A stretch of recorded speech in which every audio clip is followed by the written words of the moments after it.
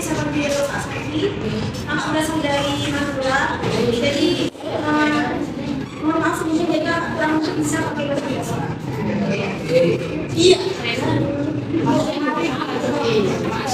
Sudah mengenal diri, kakak juga mau kenal dengan kalian semua ya. Iya.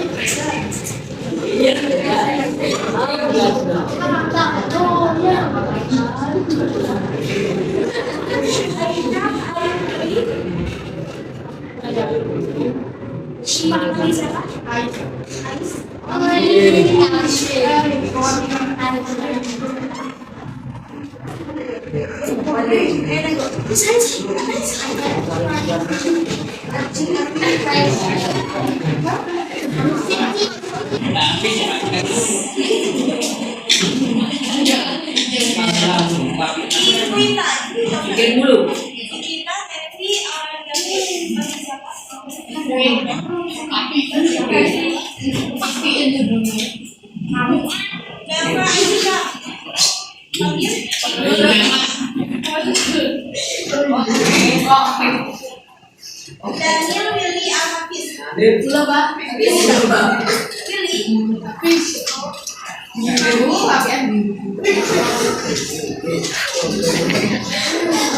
Danis,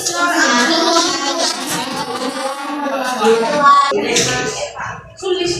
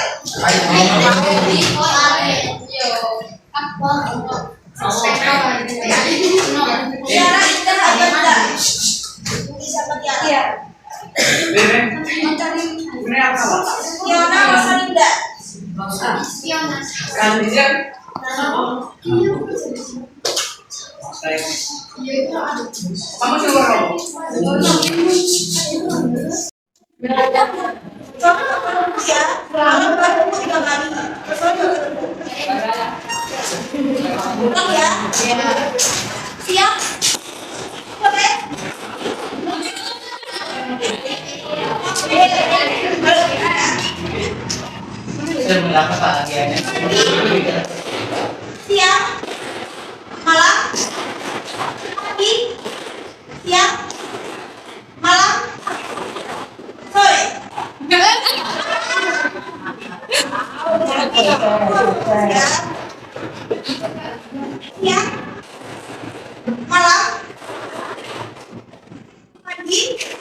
siang, pagi, siang, malam, sore.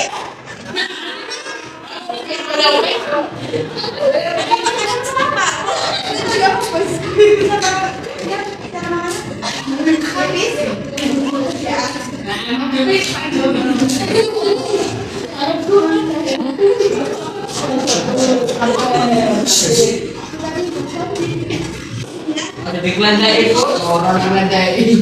Pagi, sore, pagi, siang, malam, pagi, siang, pagi, siang, sore.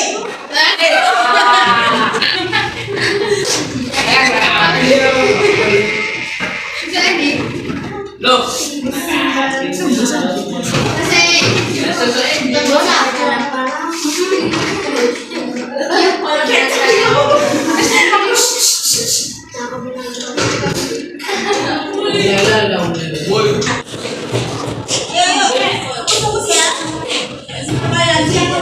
Siang, malam, pagi, siang, sore.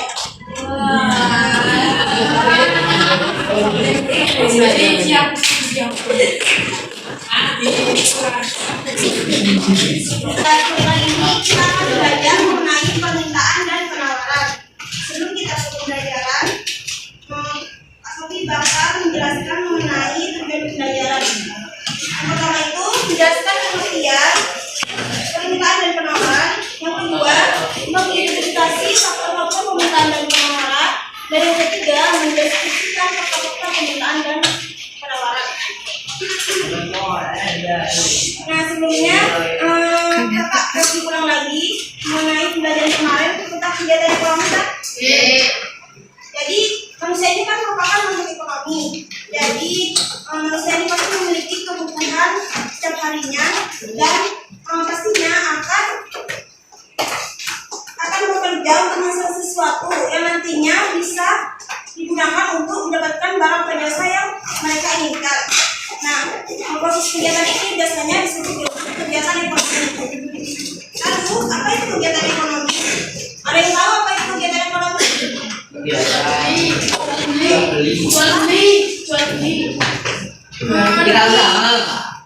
Jadi, kerja lagi apa kegiatan ekonomi? Ada yang tahu? Bisa jadi.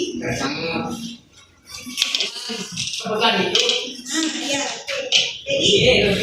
Jadi itu adalah kegiatan atau aktivitas yang dilakukan oleh setiap manusia untuk memenuhi kebutuhannya sehari-hari. Jadi kegiatan ekonomi itu ada 3 aktivitas. Yang mana yang pertama itu adalah produksi. Produksi ini merupakan dibayangkan sebagai produksi yaitu memasukkan atau menambah nilai guna barang atau jasa. Kemudian yang kedua distribusi. Jadi barang-barang hasil produksi kemudian disalurkan ke pasar atau toko-toko yang nantinya akan dikonsumsi oleh konsumen. Nah, jadi distribusi ini merupakan kegiatan menyalurkan barang dari produsen kepada konsumen. Selanjutnya itu ada konsumsi. Jadi konsumsi ini merupakan barang-barang yang dijual di toko kemudian dibeli dan digunakan oleh konsumen. Jadi konsumen ini merupakan pihak yang melakukan kegiatan konsumsi. Ya. Kita akan membahas mengenai permintaan. Permintaan itu seperti apa? Karena kalian membeli barang, kan pasti pernah membeli barang kan? Nah, tentu saja kan pernah. Terus, misal di kelas ini ada 30 orang, maka kalian pasti membutuhkan 30 buku atau alat tulis. Akan misalkan di sekolah ini ada 200 orang. Nah, pasti kan akan membutuhkan 200 buku. Nah, ini merupakan disebut dengan permintaan. Jadi, permintaan ini merupakan kebutuhan konsumen untuk membeli suatu barang atau jasa pada berbagai tingkat harga dan pada waktu tertentu. Jadi misalkan telur ayam harganya naik, kemudian karena tingginya harga ini, maka masyarakat itu beralih ke protein lain, kan ini telur protein. Terus ada dan tahu yang lebih murah. Kemudian mereka yang misalnya membeli telur, kemudian mereka beralih membeli tahu dan tempe karena harganya lebih murah. Karena telur itu harganya naik, maka permintaannya menjadi turun.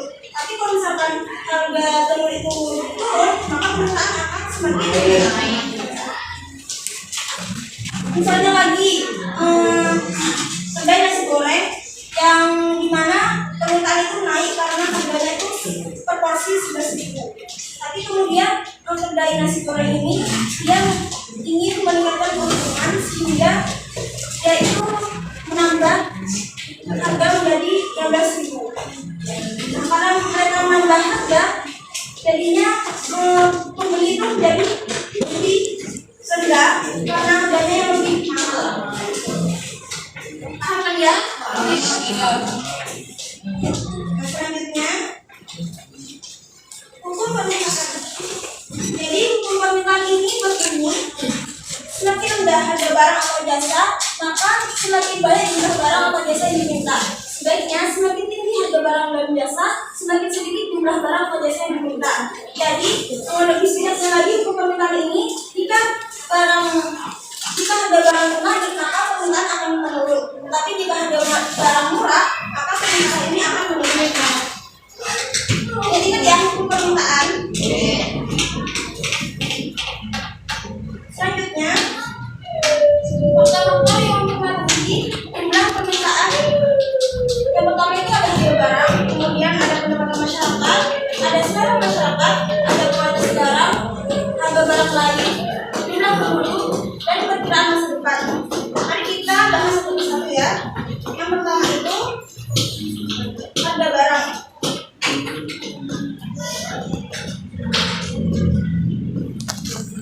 Misalnya sandal yang harganya 70.000, kemudian maka permintaannya itu ada 32. Sedangkan kalau misalkan sandal itu harganya 40.000, maka permintaannya itu 162.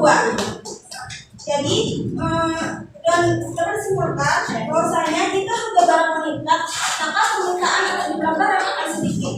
Dan jika harga barang menurun, maka permintaan atau jumlah barang ini akan banyak. Maka dari demikian harga barang akan mempengaruhi jumlah barang yang diminta atau yang disediakan. Selanjutnya, pendapatan masyarakat. Yang kedua, pendapatan masyarakat.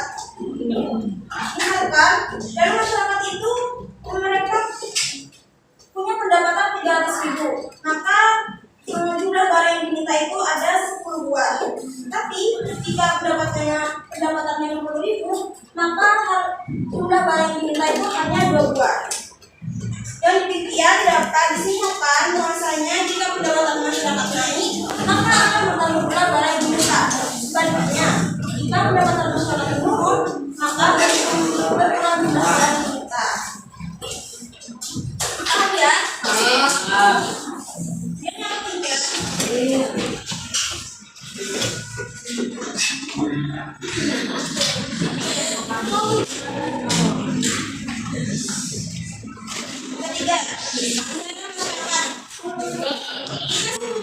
mengenai barang tertentu, misalnya seperti baju yang di gambar ini, maka berapapun harganya pasti akan dibeli. Kalian samakan juga apakah kalian pernah menyukai barang baru satu dan kalian pasti membelinya. Kadang tidak sesuai dengan kemampuan ekonomi kita ya. Jadi dan demikian, maka selera masyarakat dapat mempengaruhi permintaan. Semakin besar selera masyarakat, maka semakin banyak permintaan.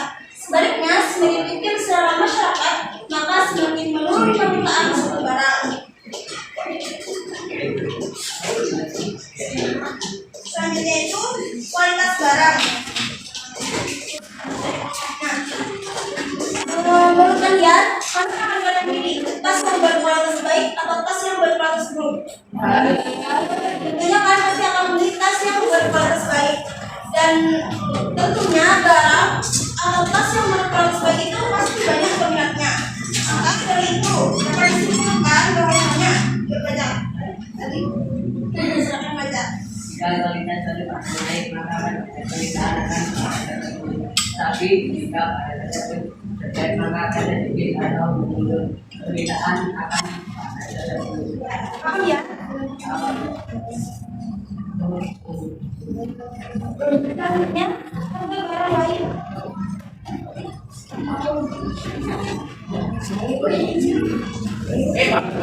Dari gambar ini kamu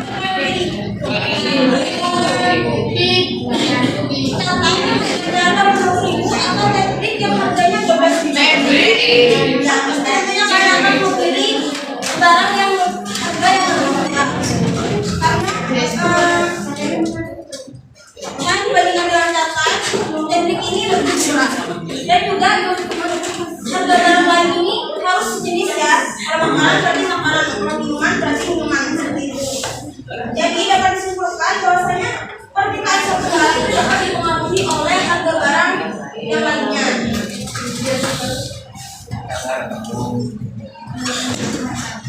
Selanjutnya jumlah penduduk. Bila sebuah beranggotakan 4 orang, maka ketika mereka akan makan bersama, pasti mereka akan membutuhkan piring berapa? Nah, kalau misalkan ada 12 anggota, berarti mereka membutuhkan piring 12. Begitu pula dengan jumlah penduduk suatu negara. Dengan demikian maka bertambahnya jumlah penduduk suatu negara akan mempengaruhi permintaan akan suatu barang atau jasa. Nah, terakhir itu ada perkiraan masa depan.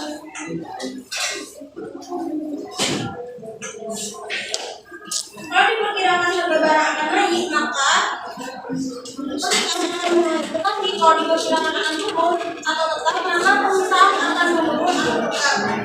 Jadi kenapa demikian? Karena kalau misalkan pada saat krisis ekonomi harga barang itu kan cenderung naik. Jadinya kadang masyarakat itu bersedia diri. Tapi bukannya barang meninggal.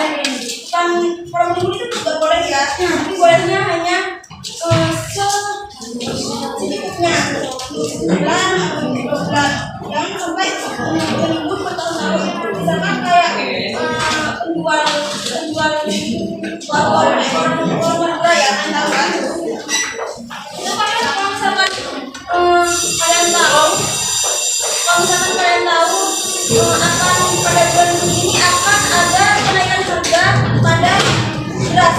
Nah, kalian tiba-tiba karena kalian seorang pedagang, kalian membeli beras dengan yang ton gitu. Ya, tidak boleh ya, boleh menimbun barang.